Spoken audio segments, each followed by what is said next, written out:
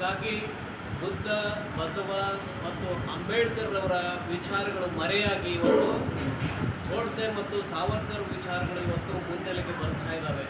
So ಈ ಹಿನ್ನೆಲೆ ಒಳಗಡೆ ಇವತ್ತು ಈ ನಾಡಿನ ದಲಿತ ಇರಬಹುದು, ರೈತ ಇರಬಹುದು, ಕೂಲಿ ಕಾರ್ಮಿಕ ಇರಬಹುದು, ಮಹಿಳೆ ಇರಬಹುದು, ಆದಿವಾಸಿ ಬುಡಕಟ್ಟು ಜನಾಂಗಗಳು ಇರಬಹುದು, ಅವೆಲ್ಲವೂ ಕೂಡ ಹಸಿವು, ಅವಮಾನ ಮತ್ತು ಕೊಲೆ, ಅತ್ಯಾಚಾರಗಳಂಥ ಸಾವು ನೋವುಗಳಲ್ಲಿ ನರಳುವಂತಾಗಿದೆ.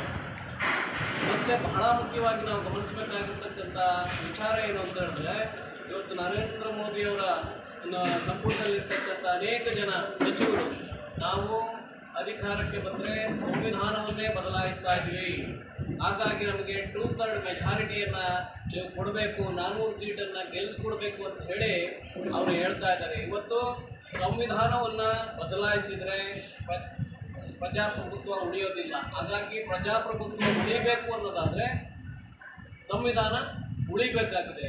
ಈಗ ನರೇಂದ್ರ ಮೋದಿ ಅವರು ಹೇಳ್ತಾರೆ ಅಂಬೇಡ್ಕರ್ ಬಂದರೂ ಕೂಡ ಸಂವಿಧಾನವನ್ನು ಬದಲಾಯಿಸೋದಕ್ಕೆ ಸಾಧ್ಯ ಇಲ್ಲ ಅಂತೇಳಿ.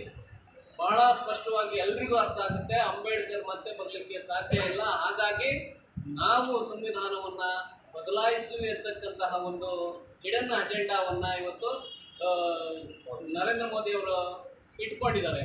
ಈ ಹಿನ್ನೆಲೆ ಒಳಗಡೆ ಇವತ್ತು ನರೇಂದ್ರ ಮೋದಿಯವರು ಬಾಯಿ ಬಿಟ್ಟರೆ ಬರೀ ಸುಳ್ಳನ್ನು ಹೇಳ್ತಾ ಇದ್ದಾರೆ. ಏನು ಅಂತ ಹೇಳಿದ್ರೆ, ನಾನು ಅಧಿಕಾರಕ್ಕೆ ಬಂದರೆ ವಿದೇಶದಲ್ಲಿರ್ತಕ್ಕಂತಹ ಹಣವನ್ನು, ಬ್ಲಾಕ್ ಮನಿಯನ್ನು ನಾನು ತಗೊಂಡು ಬಂದು ಎಲ್ಲರ ಖಾತೆಗೆ ನಾನು 15 ಲಕ್ಷ ರೂಪಾಯಿ ಹಾಕ್ತೀನಿ ಅಂತ ಹೇಳಿದರು. ಪ್ರತಿ ವರ್ಷ 2 ಕೋಟಿ ಉದ್ಯೋಗಗಳನ್ನು ನಾನು ಕೊಡ್ತೀನಿ ಅಂತ ಹೇಳಿದರು.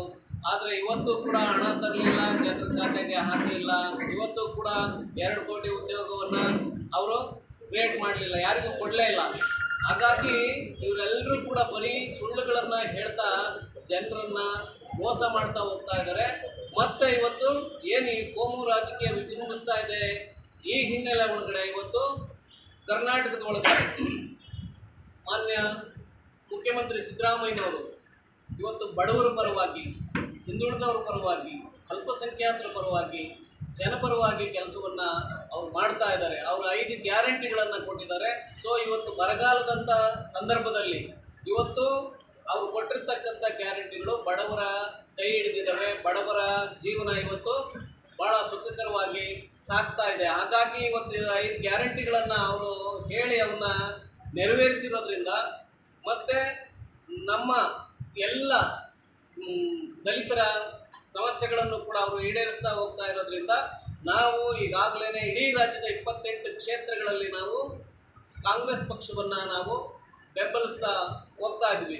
ಮತ್ತು ಈಗ 14 ಕ್ಷೇತ್ರಗಳು ಏನು ಮೊದಲನೇ ಹಂತದ ಚುನಾವಣೆ ಆಯಿತು, ಅಲ್ಲಿಯೂ ಕೂಡ ನಾವು ಕಾಂಗ್ರೆಸ್ ಪಕ್ಷವನ್ನು ನಾವು ಅಭ್ಯರ್ಥಿಗಳನ್ನು ಬೆಂಬಲಿಸಿದ್ವಿ. ಮತ್ತು ಇಲ್ಲಿ ಉಳಿದಿರ್ತಕ್ಕಂಥ ಉತ್ತರ ಕರ್ನಾಟಕ ಭಾಗದ 14 ಲೋಕಸಭಾ ಕ್ಷೇತ್ರಗಳು ಏನು ಮೇ 7ನೇ ತಾರೀಕು ನಡೀತಾ ಇದೆ, ಈ ಚುನಾವಣೆಯಲ್ಲೂ ಕೂಡ ನಾವು ಇವತ್ತು ಬೆಳಗಾಂನ ಅಭ್ಯರ್ಥಿ ಮೃಣಾಲ್ ಹೆಬ್ಬಾಳ್ಕರ್ ಇರ್ಬೋದು, ಅಥವಾ ಚಿಕ್ಕೋಡಿಯ ಅಭ್ಯರ್ಥಿ ಪ್ರಿಯಾಂಕ್ ಜಾರಕಿಹೊಳಿ ಇರ್ಬೋದು, ಇವ್ರನ್ನ ಒಳಗೊಂಡಂತೆ ಉಳಿದಿರ್ತಕ್ಕಂಥ ಎಲ್ಲ ಕ್ಷೇತ್ರಗಳಲ್ಲಿಯೂ ಕೂಡ ನಮ್ಮ ಎಲ್ಲ ದಲಿತ, ಹಿಂದುಳಿದ, ಅಲ್ಪಸಂಖ್ಯಾತ ಮತದಾರರು ಕಾಂಗ್ರೆಸ್ ಪಕ್ಷವನ್ನು ಗೆಲ್ಲಿಸಬೇಕು, ಈ ಕೋಮುವಾದಿ BJPಯನ್ನು ಸೋಲಿಸಬೇಕು ಅಂತಕ್ಕಂಥ ಮನವಿಯನ್ನು ನಾನು ಮಾಡ್ಕೊಳ್ತಾ ಇದ್ದೀನಿ.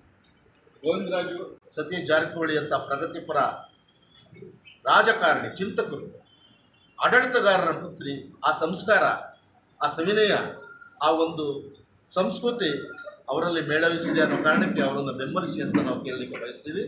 ಕಿತ್ತೂರು ಕರ್ನಾಟಕ ಮತ್ತು ಕಲ್ಯಾಣ ಕರ್ನಾಟಕದ ಎಲ್ಲ ಕಾಂಗ್ರೆಸ್ ಅಭ್ಯರ್ಥಿಗಳು ಈಗ ಮೇ 7ಕ್ಕೆ ಚುನಾವಣೆ ಏನಿದೆ, ನಾನು ಈ ಭಾಗದ ಎಲ್ಲ ಮತದಾರರಲ್ಲಿ ವಿನಯ ಮಾಡ್ತೀನಿ, ಎಡವಬೇಡಿ, ದುಡುಕಬೇಡಿ, BJPಗೆ ಮತ ಕೊಟ್ಟು ಮಕ್ಕಳಿಗೆ ವಿಷ ಹಾಕಬೇಡಿ.